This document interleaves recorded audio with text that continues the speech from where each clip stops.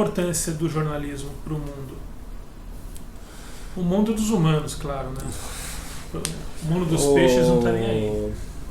Olha, eu acho que hoje teria qual a importância do jornalismo para o mundo e qual a importância que o jornalismo deveria ter para o mundo. Antes eu devia até fazer essa... A gente fala jornalismo como se fosse óbvio para todo mundo, mas não é. Jornalismo é o quê? Fazer jornal, fazer notícia, publicar notícia? Ou jornalismo é um conceito, é um jeito de fazer a coisa, é um jeito de levar informação para a sociedade? Eu acho que seria um jeito de iluminar as questões da sociedade, né? Com diferentes abordagens, porque o jornalismo pode estar desde a notícia em si, até, de repente, um artigo de opinião faz parte do jornalismo também. E a minha perspectiva de jornalismo vai muito disso aí de iluminar as questões relevantes para a sociedade na qual a gente está inserido. Agora, mais uma vez, me parece que a sociedade se importa cada vez menos com iluminar a complexidade da própria sociedade e se apega cada vez mais a simplificações que saem do fígado. Eu acho que a importância que o jornalismo tem ou deveria ter para o mundo, se ele tivesse realmente se fazendo cumprir essa importância e relevância, a gente não estaria vendo uma época das trevas voltando no mundo inteiro que nem está. Que não é só aqui no Brasil, né? É uma coisa, um aspecto mundial. Então, eu não sei definir exatamente qual é a importância do jornalismo, mas eu acho que qualquer importância que ele tem, ele está perdendo. Eu tinha um blog que chamava Canto dos Livros, então, que mesmo tendo editora tal, eu fazia esse trabalho já pensando a literatura e já escrevia durante, eu acho que escrevi desde 2012, mais ou menos, para o Rascunho, então que me ajudava a compor um currículo. Aí na hora que eu saí da editora, eu falei, bom, vou tentar agora ser freelancer de novo, quero continuar tentando sobreviver do meu trabalho, não do meu tempo. E fui bater na porta de alguns lugares me oferecendo como freelancer, mas para escrever sobre livros. Então aí, como eu falei, olhando em retrospectiva para onde eu tinha errado lá atrás, falei, agora eu vou focar numa área para me oferecer como um cara dessa área. E fui bater na porta do Valor Econômico, Suplemento Pernambuco, Aventuras na História, um monte de veículos que eu consegui contato. E as portas foram se abrindo de uma maneira impressionante, muito porque os editores me falavam, nossa, Rodrigo, é muito difícil alguém que procure a gente com um foco tão específico que nem esse seu. Então, vamos tomar um café. A gente tomar um café, rola aqui, rola ali um negócio ali, uma pauta lá. E um dos lugares que rolou foi o UOL, que depois veio a virar o meu carro-chefe, né? Eu sou um freelancer do UOL, eu tenho um contrato da minha empresa com a empresa UOL, mas desde 2014 é o meu principal cliente, é uma vitrine muito importante para mim. Você tem o Página 5, que é um dos... eu acho que todo mundo no meio da literatura, do mercado editorial também, acaba tendo no computador uma pastinha de lugares que vai buscar informação com frequência. E o Página 5 acho que está de quase todo mundo, se não tiver de todo mundo. Espero. Se não tiver no seu, coloque, viu? Você aí que está assistindo a gente. Página 5 existe, ele fez 4 anos, 2 semanas. 4 anos? 4 anos. E é curioso que eu começo a trabalhar no UOL depois Ele de... é seu ou é do UOL? É uma boa pergunta, viu? Eu acho que se tivesse uma ruptura, não sei com quem ficaria. Mas ele é meu, a princípio é meu. Ele não tem propaganda no... Tem propaganda na página? Então, ele tem, mas é propaganda do UOL, não é propaganda minha. Entendi. Quem é exatamente, juridicamente falando, eu teria que ver lá o contrato. Você alimenta o blog e eles te remuneram? Eu tenho um contrato, eles me pagam X por mês e eu toco o blog da maneira que achar mais oportuna. Claro que sempre conversando com os editores e tal. De audiência, alguma coisa assim, não? Não. É um fixo. Não depende de audiência, mas eu sei também que se eu não tiver uma boa audiência, na hora que precisarem cortar alguém, minha cabeça que vai estar ali esperando, né? Então, eles não têm essa cobrança direta por audiência, mas eu sei que a gente está dentro de uma empresa, tem que dar retorno para a empresa que paga a gente, então também não sou ingênuo de achar que eu posso ficar fazendo qualquer coisa sem dar audiência nenhuma e tá tudo bem. Tem um peso tá ali fazendo literatura, cobrindo livros no Estadão, assim, pensar todo mundo que veio antes, o suplemento literário, o sabático, que foi onde eu comecei, é uma coisa assim, é um trabalho de muita responsabilidade e de muito respeito pelos que vieram e que construíram aquilo, né? E é isso que você falou, e o tempo todo pensando no novo, né? Como que você faz o que era feito, como você escreve sobre livros, como você cobre o mercado num momento em que a notícia lida de uma outra forma, num outro horário, enfim. Então, a gente está o tempo todo honrando, tentando, né, honrar o lugar que ocupa e as pessoas, né, que já passaram por lá, e tentando trazer alguma coisa nova, um olhar novo, um jeito novo de fazer jornalismo, né? Você acha que a nossa geração de jornalistas, assim, pegou uma mudança muito mais radical no jornalismo, por exemplo, e você tem essa comparação também com o mundo literário, no mercado editorial, que mudaram também no mesmo tanto, talvez, do que em gerações passadas? Eu acho que sim. Eu acho que a gente estava ali no momento da mudança, né? Porque, tudo bem, antes você passava uma matéria por telex, você escrevia na máquina, aquela coisa toda, e veio o computador, o fax. E aí corta a cena, o que é hoje, né? Você escreve no celular, você filma, você já usa um trecho do que você fez ali da entrevista para um podcast. Enfim, a gente está tendo que fazer um jornalismo diferente do que era feito antes. A gente está tendo que pensar na notícia em todos os formatos, né? Não é mais só o texto, só entregar um texto no jornal impresso, né? Então, eu acho que a mudança tem sido drástica aí nesses últimos anos e, sei lá, eu acho que você também, na faculdade, a gente ainda escrevia na máquina e teve aula de computação para aprender a usar ali. Não somos tão velhos assim, mas era isso, né?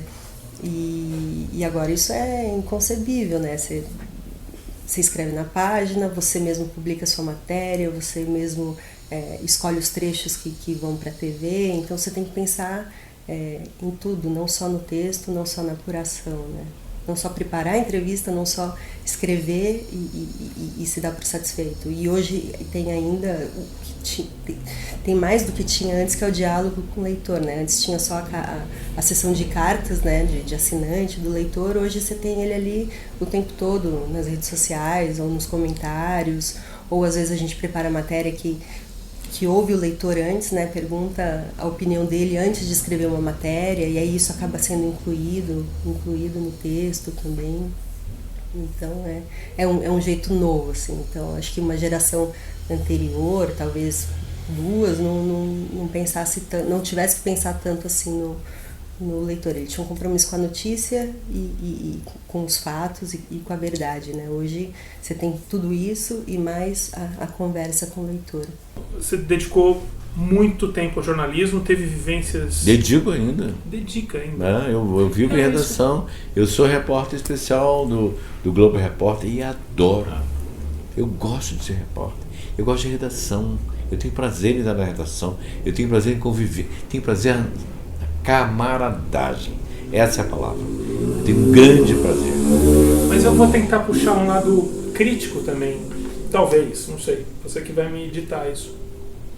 O jornalismo é a expressão, a gente, né, no jornalismo a gente sempre clama da necessidade da liberdade, que é um dos pilares da liberdade, né, que é a imprensa, que historicamente é nova, né, na humanidade. Nesses moldes. Mas, mesmo assim, então é um lugar de liberdade, de defesa dos direitos individuais e tal. Ao mesmo tempo, as redações são comumente habitadas por despotismo e por preconceitos mil. Você sente assim também? O que acontece? Por que é assim? Ou se é assim para você também? Se a sua observação é essa também? Eu tenho impressão, eu falo impressão, né? Eu tenho impressão. Eu acho que, tenho impressão que uma redação como uma empresa, sei lá, de terraplanagem, não é diferente da sociedade em que ela existe, né? Então, o que se é nessa sociedade, se é numa redação. A diferença da redação é que eu vejo em nós, jornalistas, um idealismo, assim, essa vontade de mudar o mundo, de contribuir. Acho que nenhum jornalista é ingênuo de acreditar que ele vai mudar o mundo. mas que a gente pode contribuir. Por exemplo, não é a área que eu faço, mas vários colegas fazem jornalismo de denúncia e como isso tem ajudado as populações. Eu tenho uma colega no Rio de Janeiro, a Suzana Naspolini, que faz muito engraçadamente um quadro dela no RJTV de manhã, mas ela vai aos lugares mais recônditos, aos mais pobres, aí mostra uma vala a céu aberto, a necessidade de um posto de saúde, ou de uma escola, ou de uma creche. Não está mudando o mundo, mas está mudando aquela área, né? E é um trabalho, e ela faz engraçadamente, um dia tente ver, é um jornalismo meio de guerrilha, assim. Só que é na TV Globo.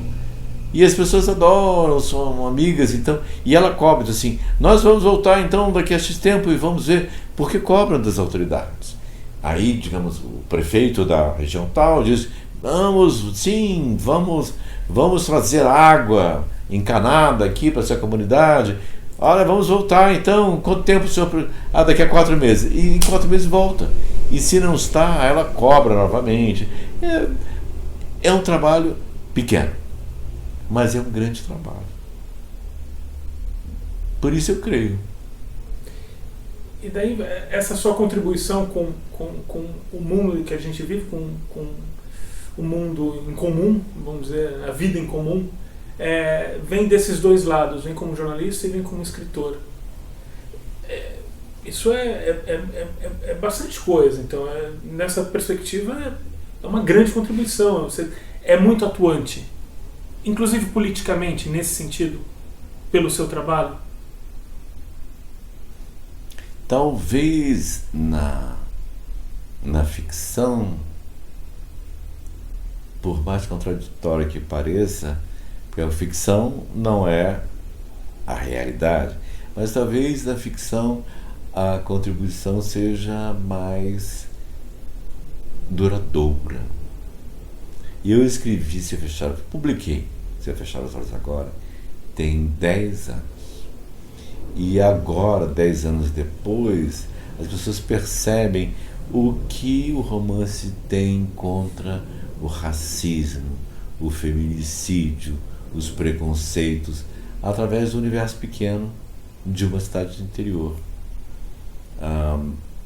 Tem um trabalho que eu fiz, já tem uns bons 8 anos. Eu tinha apresentava um programa chamado Brasileiros. E nesses Brasileiros, o que se queria mostrar, e mostramos, eram exemplos de brasileiros que, diante de situações adversas, conseguiam construir, não para si apenas, mas para suas comunidades. São exemplos que permanecem, mas não estão num livro. Um livro é permanente, a não ser que você queime as bibliotecas, e ninguém conseguiu ao longo de séculos, né? Conseguiram destruir algumas, mas nunca acabar com um livro, né? Seja em papiro, ou como chamava aqueles tabletes babilônicos, que eram, enfim, escrita cuneiforme. Nunca me esqueci disso, porque quando na adolescência brincava-se com a palavra cuneiforme. Então talvez os trabalhos de ficção tenham uma permanência, enquanto que o jornalismo tem uma urgência que não se extingue, mas que dura menos. Em termos, agora estou pensando, quanta coisa de jornalismo me foi útil a respeito do golpe de 64, do comício de 13 de março de 64, filmes, jornais, revistas que eu utilizei para criar. Lendo O Último Dia da Inocência, eu fiquei, não sei se inevitavelmente por causa do momento, mas fiquei pensando, falei, o Ednei está lembrando a gente do que está acontecendo, inclusive, do que aconteceu, mas do que está acontecendo também. E já vinha em 2013, não foi em 2013 que a gente teve aquelas manifestações mais violentas, os ônibus queimados, as pessoas que até hoje ninguém identificou, que saíram no quebra-quebra, quebravam bancos, quebravam orelhões. Então, essa já era um tempo próximo de nós. O tempo próximo de nós, quer dizer, era próximo daqueles tempos que levaram ao golpe em 64, a tal da agitação, não? Que existia, e que existiu agora há pouco, e que foi conduzindo para posições radicais, né? A esquerda foi se tornando uma esquerda, digamos, lulopetista, né? E a direita foi se tornando mais raivosa, né? E mais cega, porque existe, claro, a direita esclarecida, existe a esquerda esclarecida, existem vários pontos, mas aparentemente essas duas forças, né, na nossa sociedade se opondo tornaram quase ridículas as posições mais sensatas, né? E inventaram uma palavra para debochar dessa posição, que é o isentão. Você lembra disso? Uhum. Acho que hoje não se usa mais. Houve um tempo. Porque hoje é difícil você ser um isentão diante do radicalismo, né? E era muito próximo de 64. E conforme eu fui escrevendo O Último Dia da Inocência, eu fui percebendo essa proximidade do golpe de lá com outro tipo de golpe de cá. Você trabalhou como jornalista há muitos anos. Uhum. Desde sempre você fez... Fiz faculdade de jornalismo e trabalhei desde sempre em tudo. Comecei no Shopping News. Quando eu estava no Shopping News, eu consegui a façanha de ser o primeiro jornalista do mundo a entrevistar o Carlos Drummond de Andrade. Ele ia fazer 75 anos e eu saindo do estágio. E o jornal sorteou ver quem iria lá para o Rio. Eu fui a sorteada, eu era mais novinha entrando. Estava acabando o estágio, estava entrando na redação mesmo, assim, na geral. E aí me mandaram para o Rio, eu nunca tinha andado de avião, não conhecia ninguém no Rio. Era uma menina da Moca, tonta, sim, uma menina. E aí de repente me mandaram para o Rio. Toda a imprensa internacional atrás dele, ele ia fazer 75 anos, era uma idade redonda. Todos os grandes veículos do Brasil, tudo no encalço dele, ele só falou comigo. E no apartamento dele, que nem os amigos iam. E depois nós ficamos amigos 10 anos, até ele morrer. Assim, foi uma história linda. Eu lancei esse livro 38 anos depois e agora ele esgotou rapidamente. Dei palestra, participei de um monte de feira literária no Brasil todo, porque o Drummond é muito querido. E agora ele acabou de ser lançado como e-book e também está saindo agora como físico pela Amazon. Estou muito feliz. Você não precisava ter feito mais nada como jornalista, mas deve ter feito outras coisas. Fiz, nossa, eu já fiz tanta coisa. Trabalhei em rádio, TV, jornal, revista. Eu tive uma boa carreira na imprensa, assim, eu adorava ser repórter. Pena que na imprensa você não pode ser repórter a vida toda, né? Você tem que ir pegando cargos. Por uma questão financeira. Né? Por uma questão financeira. Você como repórter chega num ponto que não... Entendeu? Tem raríssimos o repórter vai ficando melhor, né? Tem raríssimos repórteres especiais no Brasil, né? Ricardo Couto, você conta na mão. O resto... Tem que abrir mão de... Eu já estava editora quando eu cansei. Aí foi daí que eu parti, fui fazer assessoria de imprensa uma época e tal. E aí depois eu vim pro mundo do livro, porque na verdade, assim, eu adoro ser repórter, adoro gente, conversar, ouvir. Mas a parte de tudo isso que eu mais sempre gostei foi sentar para escrever. Leonardo Neto. Eu não sou chefe de ninguém, sou colega. Sim, senhor, tá bom. Somos todos colegas aqui. É muito difícil chefiar uma equipe? Você não se vê assim, né? Então, eu me vejo como um colega de todo mundo que trabalha, que tá junto comigo no Public News, né? E essa equipe cresceu mesmo, porque quando eu entrei pra cá era eu e a Lu, que me dava uma puta de uma assistência, mas e tinha a Marla, que ficava lá em Porto Alegre, né? Mas era uma equipe que, sei lá, não era uma equipe, eram 3 pessoas e uma delas à distância.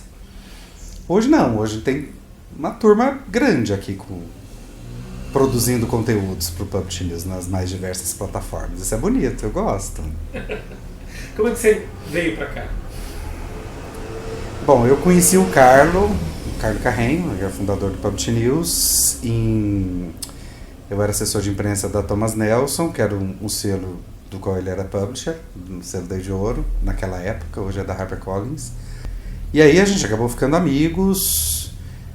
Quando a Maria Fernanda Rodrigues, que hoje está no Estadão, né, saiu, ele me chamou para vir. Eu educadamente declinei, porque eu estava muito bem onde eu estava feliz e tudo tranquilo. E aí quando a Iona, que foi a sucessora da Fernanda e minha predecessora, saiu, ela foi para Londres, ele me chamou de novo, e aí eu já estava numa situação, não que eu estivesse descontente com o local onde eu trabalhava, mas que enfim, acho que eu já tinha trabalhado tempo suficiente lá, e achei que seria bacana mudar. Aí aceitei o convite e vim. Isso foi daqui uns dias, a gente está gravando hoje no dia 9, né, de dezembro, ali pelo dia 15, mais ou menos, eu comecei a trabalhar aqui, então faz 6 anos. Só aparece muito mais. Para mim, para você também. Sabe que às vezes eu me pego falando que é o meu trabalho novo? É muito engraçado isso, né, porque para mim não parece que tem tanto tempo. Não raro eu falo assim, porque no meu trabalho novo... sei lá, pra mim ainda é uma novidade. Todo dia é um dia tão diferente do outro que é uma novidade, né? Qual é a coisa mais fora do jornalismo que você já trabalhou? Ou se teve alguma experiência assim? Você quer que eu conte da minha experiência como dramaturgo, é isso? Fernanda, às vezes eu me deparo com alguma pergunta, assim, às vezes de estudante, coisa assim, que fala do jornalismo cultural ou às vezes jornalismo literário. Aí a gente fala, calma, do que você está falando? Jornalismo literário tem uma corrente de escrita, né, com formas literárias do que é de não ficção. E cobertura cobertura jornalística do mundo da literatura. Quais são os limites da coisa toda? Assim, numa reportagem sobre literatura, até onde você vai com a sua análise crítica da literatura escrita, né, da crítica literária? Tem esse limite?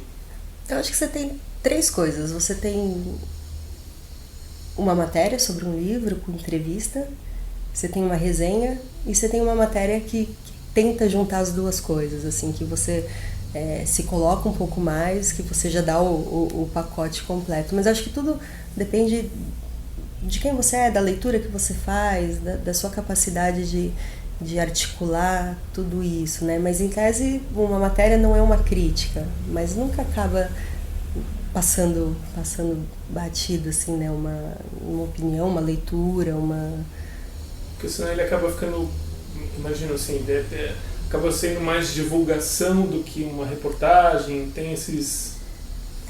Na verdade, uma entrevista é sempre você que está fazendo, é sempre a leitura, no caso de uma entrevista sobre livro, é a partir da leitura do livro que você fez que surgem aquelas perguntas, então não é também tão objetivo ou tão divulgação, assim. Mas acho que é gostoso você ler um texto que é completo, assim, que tem a opinião da pessoa que escreveu, que tem uma leitura daquele repórter que está ali já, né, fazendo aquilo, enfim. Porque o caminho para sair aquilo é muito longo, né? Você lê o livro, você não lê o livro como um leitor normal, assim, que está lá só lendo para conhecer aquele conteúdo, para ler aquela história. Você já lê pensando no que você vai perguntar, você já sublinha aqui, então... e aí depois você pensa nas perguntas, depois você conversa, surgem outras perguntas, aquilo vira uma outra coisa que é o texto final, né? Então, as coisas acabam se misturando, mas uma matéria não é uma resenha, não é uma crítica, né? Agora, o jornalismo cultural ou jornalismo de cultura tem se tornado cada vez mais importante também, principalmente num momento como esse, né? Você não pode cada um só cobrir sua área, sendo que tem uma coisa muito maior acontecendo com a própria cultura, né? Com a própria ideia que se tem de cultura e da produção cultural, né? Então você tem que estar sempre atento para marcar esse lugar, para mostrar a importância que tem, não a cobertura, mas a cultura em si, a produção desse conhecimento.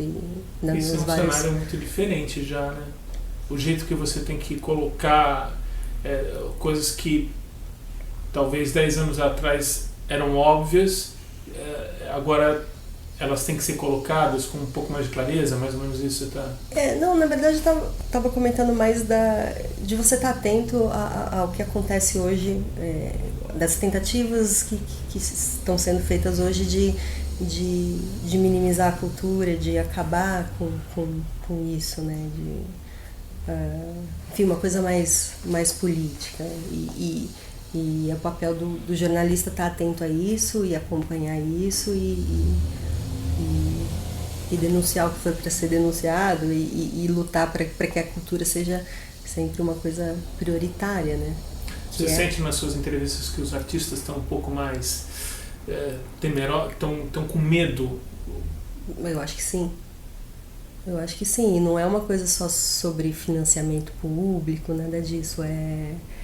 É um discurso, né, que tenta diminuir toda uma história que já foi construída, toda uma trajetória de um artista mesmo, ou de uma linguagem, enfim. Uma tentativa talvez de mostrar que isso não importa, quando na verdade isso é essencial, né? Publish News entrevista a editora Isa Pessoa. E eu derrubei a minha pauta, Isa. Eu adoro derrubar pauta. Você gostava de derrubar pauta de vez em quando eu era jornalista? Adorava, era a minha perdição. E a primeira matéria que eu assinei foi exatamente quando uma pauta caiu. Por favor. E eu estava no Leblon, fazia o Globo Ipanema, era uma menina com um projeto que o Globo iniciava, de Globo de bairros. E ela, só coisa mais, né, singela e pequena, e eu estava cobrindo alguma coisa no Leblon, e aí na delegacia entrou um negro, muito bem vestido, danado da vida, e falando, eu quero apresentar queixa porque eu estava correndo para pegar, sei lá, um táxi ou um ônibus, e o policial falou, para, por quê? Porque tinha tido um assalto ali perto, achou que eu era suspeito, por quê? Porque eu era negro, por quê? E aí eu fiz a minha primeira matéria que eu assinei, contando aquela história de um negro que tinha acabado de chegar na delegacia com aquela situação, e fiquei muito orgulhosa, porque eu falei, olha, sei lá qual era a pauta, mas essa daí foi melhor, a história, darará, e aí foi a primeira matéria assinada, porque o Evandro Carlos de Andrade, super jornalista, que era o nosso diretor, prestava atenção como vocês pensam, aos novos talentos, né? E aí foi ótimo, porque fiz uma matéria boa e aí fui logo querendo fazer isso, derrubar pauta, inventar assunto e tal. Quando é que você... uma curiosidade bem besta, assim, quando a gente vai para o hotel tem lá o campo de profissão, né? E daí, quando você deixou de escrever jornalista e passou a escrever editora? Ah, sim. Teve esse momento marcante ou não? Foi naturalmente uma coisa que... Acho que foi naturalmente, mas realmente foi uma mudança muito significativa, né? Porque era quase mudar, mas sempre teve também uma mistura um pouco, quer dizer, a jornalista aquela história do jornalismo nunca deixa de sair da gente, no sentido de que também a criação das pautas ou dos livros, quer dizer, primeiro aquele período de transição em que você fica achando, quer dizer, fazer um livro não é fazer uma grande matéria, não é fazer um número especial de uma revista, você vai descobrindo errando também, você fala isso aqui não é um livro, não é nem pela quantidade de palavras, assim, digamos assim, pela quantidade de páginas, naturalmente, ou pela abrangência do assunto, mas é uma outra estrutura que o livro tem e que eu acho que eu custei um pouco a compreender. Então, talvez eu tenha assinado quando achei que compreendi, enfim. Como é que foi a tua experiência como jornalista? Não, foi ótima, mas assim, eu fui pro jornalismo, fiz Casper Libero, fiz vestibular, né, tem jornalismo, ou seja, muito novo, e você entra, eu estou falando de 72, 73, né? 72 foi o vestibular. Que você tem em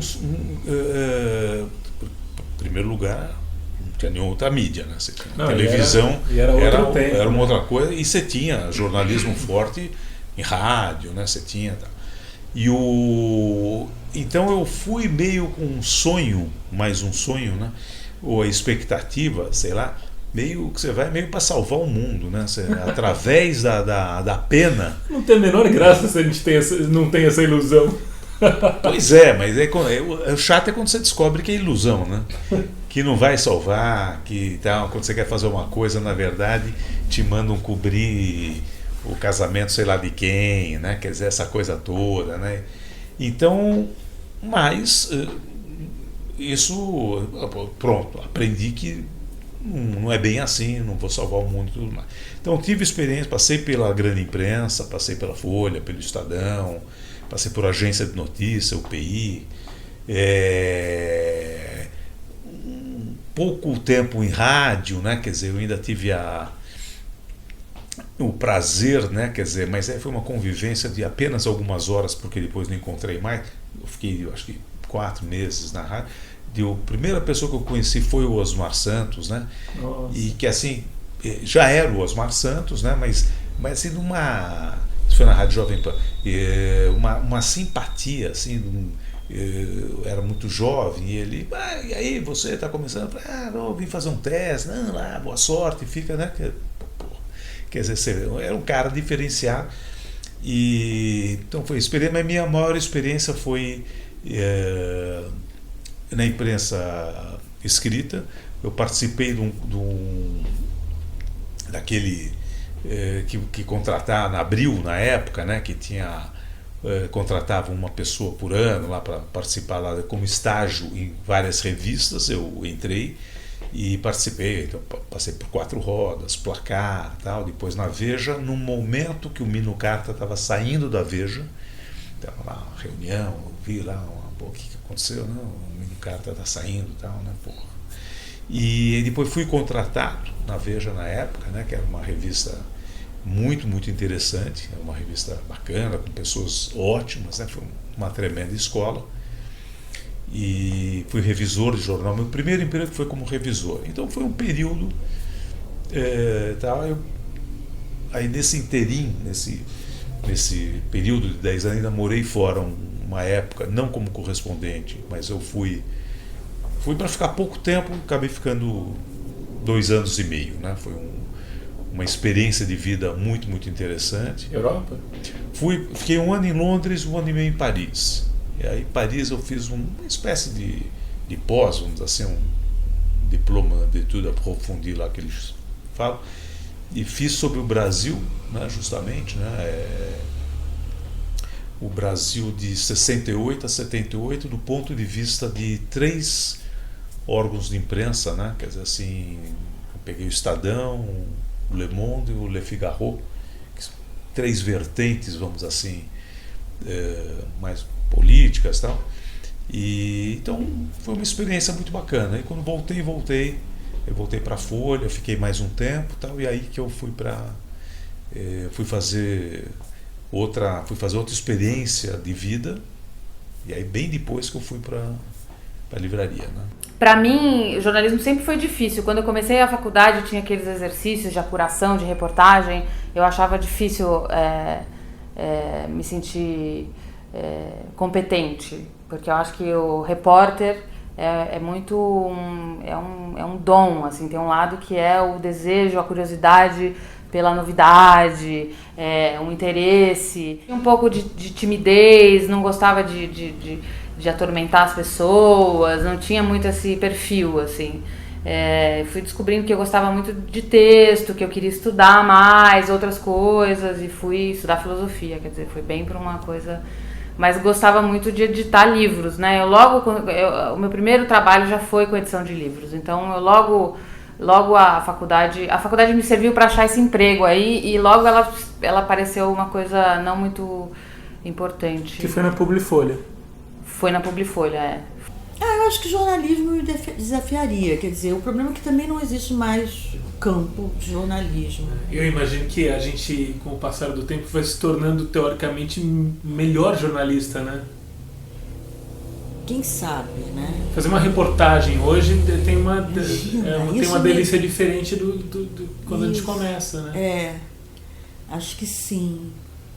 Eu acho que sim. Eu acho que combinar o livro com outras mídias, assim, não fazer o livro para uma coisa necessariamente, mas que é um lugar que outras editoras americanas fazem bem, né? Você já pensando que aquele projeto pode ser uma série ou pode ser uma peça, um filme, isso é bom também, né?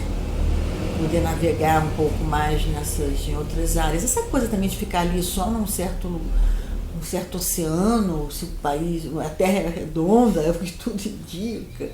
Então vamos para outro, né? Vamos assim.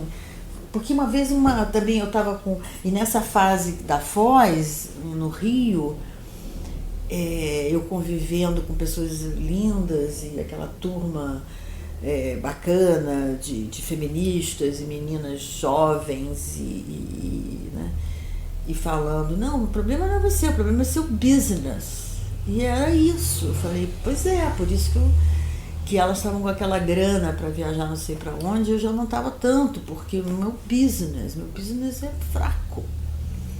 O dinheiro que a nossa indústria movimenta realmente é bastante, né, pífio, comparado com a indústria dos cosméticos e não sei o quê. Então, se a gente fica ali sempre nessa covardia, lutando pela causa da cultura, é porque, na verdade, a gente gosta. Enquanto a gente gostar, tudo bem, mas se ficar, privando tanto, né, outras áreas da nossa vida, fica assim, isso aqui que é uma vida, né? Enfim. Bom, você fez tanto bem pro livro que pode parar. Que faria bem pro jornalismo. Um momento crítico do jornalismo, você faria muito bem também ao jornalismo, voltando a ele. O problema é onde, também não, né? Também não vai... tá difícil o dinheiro nessa área também. E a gente só corre atrás disso, né? Eu me lembro uma vez entrevistando Emerson Fittipaldi, e aí, né? Mas enfim, você corre atrás de quê, né? E ele, do dinheiro. Que feio, né? Não. É pouco, enfim, pouco nobre, mas é um pouco a verdade, né? Jornalista devia sempre, não importa o salário que receba, andar em metrô e de ônibus? Eu acho que sim. Eu já conversei com alguns jornalistas que às vezes eu falo, nossa, hoje o metrô tava super cheio, ou você reparou que essa semana tá acontecendo tal coisa no metrô, e o cara fala, não, geralmente eu só ando de carro. Eu acho que assim, não precisaria andar sempre de metrô e ônibus, mas se alguém que tem que ir pra redação, alguém tem que se mover pela cidade, pelo menos umas 3, 4 vezes na semana, teria que ser do jeito que a população se move, né? Eu acho que ajuda você manter o pé na realidade que você está inserido, por mais que o jornalista ganhe mal pra caramba, ainda mais hoje em dia, ele ainda faz parte de uma classe média alta.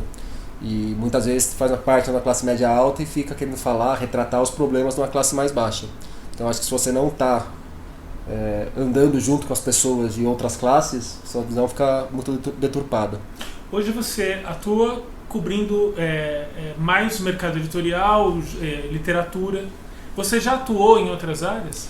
Infelizmente, sim. Infelizmente, eu tenho uma trajetória que me ajudou em muitos pontos a achar o que eu não queria para minha vida.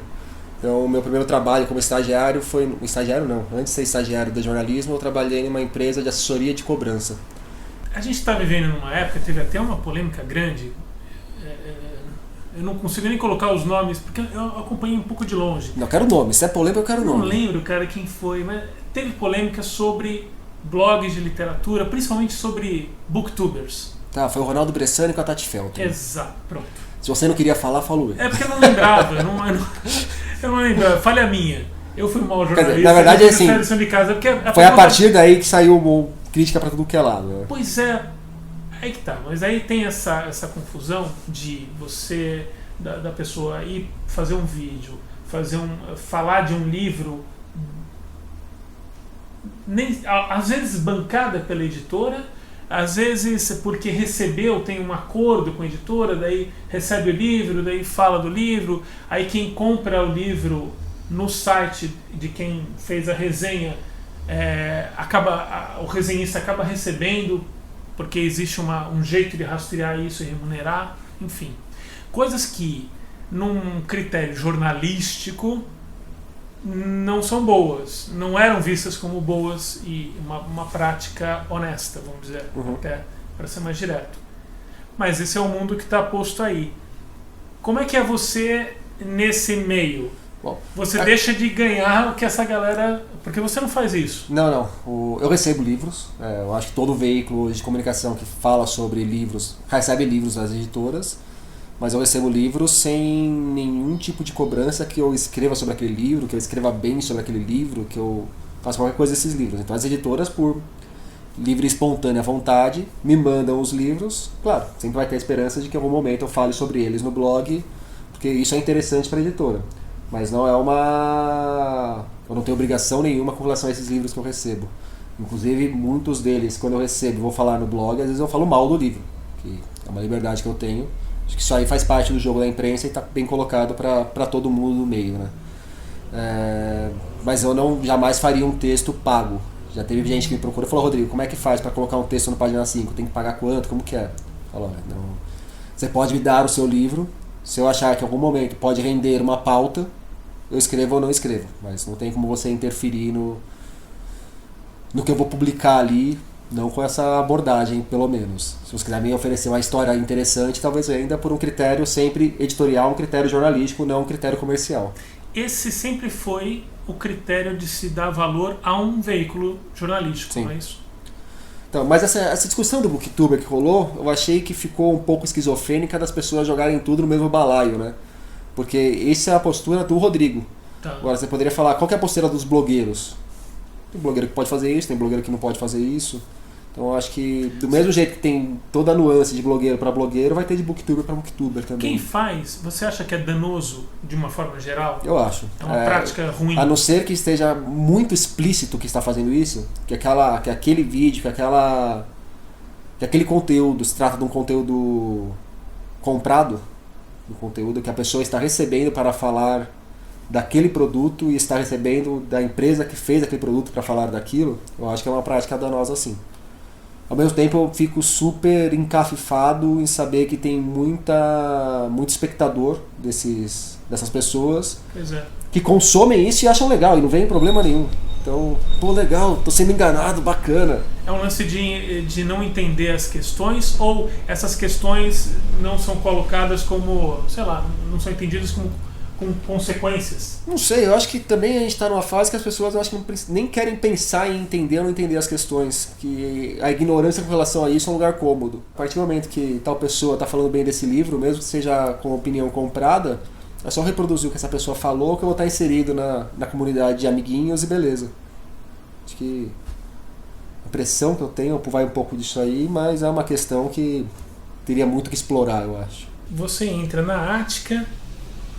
E quem encontra lá nessa então pequena editora?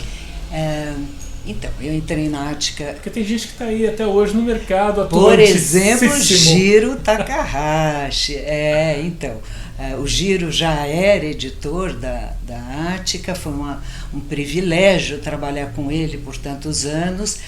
Ele na área editorial e eu na área, então, de divulgação dos livros paradidáticos, da coleção Vagalume, que foi uma das grandes coleções que o Jiro editou, da série Bom Livro, que eram os clássicos da literatura brasileira, da linda coleção Para Gostar de Ler, que foi outra coleção idealizada pelo Jiro, E a gente tinha depois a coleção Autores Brasileiros, onde foram lançados vários autores novos que não tinham espaço na época, então foi muitos autores mineiros, os famosos autores como Roberto Drummond e outros tantos, mas eu divulgava também os livros das coleções de ciências sociais, grandes cientistas sociais, ensaios, e aí eu tenho um case para contar.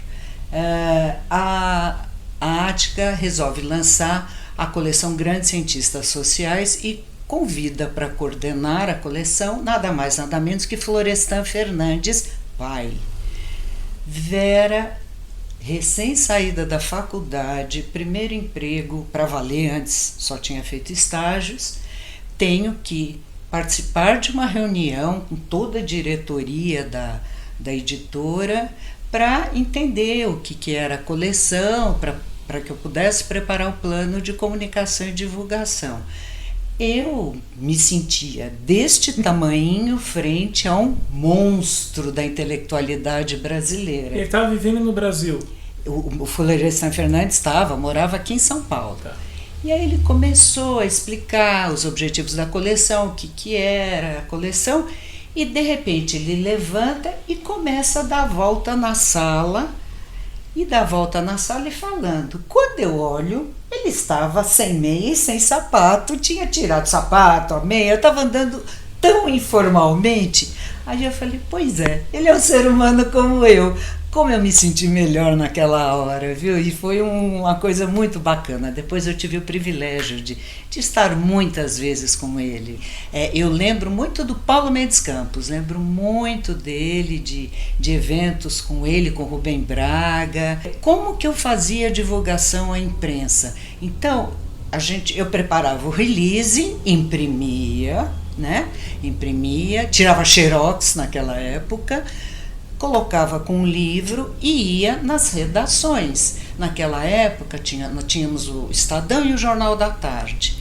Aí eu passava uma tarde nos dois jornais, porque além das redações tinha os cadernos de cultura, e eu sentava junto com jornalistas de cultura e a gente conversava, a gente trocava informações e pautas, a gente criava pautas juntos. Então era uma relação muito gostosa, essa proximidade com o jornalista. O assessor era mais jornalista do que consegue ser hoje. Muito mais. A gente ocupa um dos lugares mais perigosos para cometer gafes, né? O jornalismo, que é essa coisa do dia a dia, às vezes a gente se mete uma roubada. Eu tinha uma professora na universidade, Lídia, o nome dela.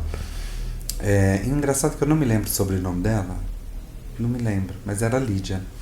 E ela era professora de redação 1. Então, assim, bem no comecinho do curso mesmo. E ela falava, fazer jornalismo ou escrever é botar a bunda na janela. Que lindo! Tem gente que vai acariciar, tem gente que vai apalpar, tem gente que vai espalmar, tem gente que vai dedar. Você tem que estar preparado para tudo. E aqui no Public News eu já cometi umas gafes terríveis, assim. Dessas eu não me orgulho, não. Me orgulho da postura de assumir o erro, falar assim, olha, errei, desculpa, o correto é esse. Mas o processo de produção do Public News ele é muito apertado, né? Que a gente tem um compromisso de enviar ele antes do almoço. Então, na verdade, assim, a nossa meta é enviar às 11 horas. Nem sempre a gente consegue, mas muitas vezes sim. Então, a gente chega aqui cedo, Thalita e eu. Thalita chega um tiquinho mais cedo que eu, porque eu não consigo acordar tão cedo. E a gente produz para fazer a coisa mais quente possível, né? Sem ficar pegando só coisa de gaveta. Então a gente produz o Public News, é um pão quentinho que sai às 11 horas. Então, assim, a gente faz o Public News pela manhã. Então, assim, é muito pouco tempo para você produzir. Hoje a gente está produzindo 10 matérias por dia. Mas já chegou a 18. Mas tem muitos acertos grandes. Fora a importância diária, né? Você sente que é importante, né? Que muita gente entende o que está fazendo, o mundo do livro sabe o que está acontecendo por causa dessa newsletter. Sim, eu tenho a dimensão, às vezes eu me surpreendo positivamente com isso, assim, do tipo, uau, jura, essa pessoa está mesmo lendo. E eu lembro, por exemplo, quando a gente recebeu o ministro Sérgio Leitão, num podcast, quando a gente estava em Paraty, e ele chegou e me falou assim, porque eu leio vocês todos os dias. Eu falei, conta outra, né? Eu falei, lê, duvido. Pode ser que o Publish News entra nos clippings dos órgãos federais, então pode ser que lá, eventualmente, a gente citou alguma coisa do Mink, apareceu ali e ele leu. Eu falei, não acredito que esse cara leia a gente, né? Aí quando acabou, eu falei, ministro, a gente vai ter um happy hour agora, se o senhor quiser, o senhor era em Paraty, né? Se o senhor quiser ficar conosco. Ele, eu adoraria, mas eu não vou poder porque eu tenho um compromisso, mas eu adoraria, sobretudo que a cerveja Jeffrey. Então eu falei, caralho, ele lê mesmo. Porque só na newsletter, e obviamente que isso não ia entrar no clipping deles dizendo que a cerveja que a gente estava oferecendo no happy hour era Jeffrey, né? Então, isso me surpreende, me deixa super feliz. Então, para além dos muros do mercado editorial, né? Porque, enfim, ele era o ministro da cultura, mas não era exatamente um editor, um livreiro, não estava exatamente no mercado editorial, né? É óbvio que o assunto interessa para ele, mas não era uma pessoa do mercado. O mercado do audiovisual, sim, né? Que ele construiu a carreira nisso. Mas, enfim, esse foi um exemplo que eu me lembrei agora. E percebo muito isso nos eventos, assim, sabe? Tipo, vocês deram tal coisa, o Publish News disse tal coisa. É divertido. E a gente recebe muito pedido de estudantes de graduação e pós-graduação que estejam, de alguma forma, estudando o mercado. É muito comum a gente receber esse tipo de pedido e de pessoas aqui, inclusive, para poder entrevistar a gente e saber a opinião da gente sobre o mercado. Informação é uma questão, parece nova o tempo inteiro, faz uns 10 anos. Pelo menos é assim que eu sinto. Como é que você lida com isso? Eu acho que está difícil hoje, né? Assim, porque a informação, a gente tem muita informação.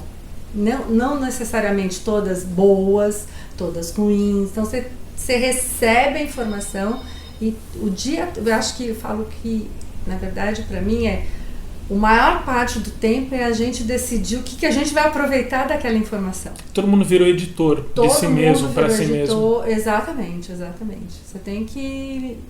isso aqui eu não quero nem ler, mas amanhã é importante ler, né? Então você acaba sempre... Eu, pelo menos, particularmente, eu sempre acho que eu não li nada, eu estou desinformada e eu passo o tempo todo buscando as coisas que me interessam, né? E acho que acontece isso hoje. Tem muita coisa disponível e você tem que decidir o que é bom para você usar e ir para frente para tomar das suas decisões. Você já se pegou tendo que explicar para alguém para que serve tudo isso que você faz? Nunca ninguém perguntou dessa forma. Eu vejo um significado muito grande ainda em tentar iluminar essas questões da atualidade por meio dos livros, que são a minha paixão. Então, eu persisto nisso. Por isso que muitas vezes eu faço abordagens, inclusive no blog, pouco ortodoxas, pouco pragmáticas. Tento pegar no livro e sair de uma frase do livro, puxar a atenção para ele. Porque apenas falar de livro numa sociedade que não lê, você não vai ter impacto nenhum naquilo que você está escrevendo. Então você tem que já chamar a atenção para o objeto livro de alguma forma.